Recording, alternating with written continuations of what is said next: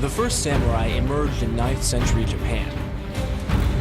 It was a time of civil strife, and landowners sought protection by hiring battle-hardened Japanese warriors. Initially, these warriors were little more than hired thugs. But by 1192, the samurai had gone from crude mercenaries to the ruling class of Japan.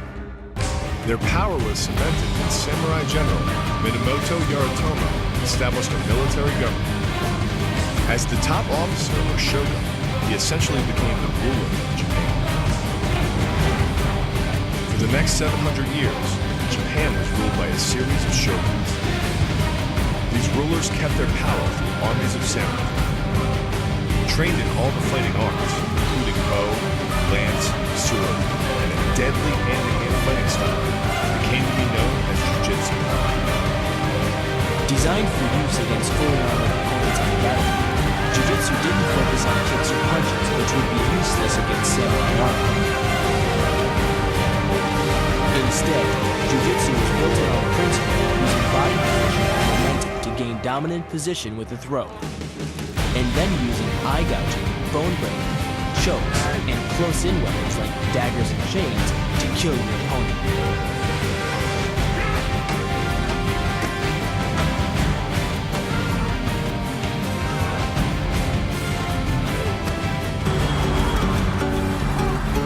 The history of Gracie Jiu-Jitsu goes back to northern Brazil in the early 1920s.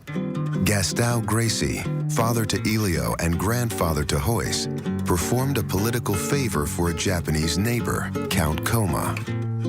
In exchange, Coma taught Gastão's sons, Carlos and Elio, the basics of Japanese Jiu-Jitsu. Then the boys adapted their own version.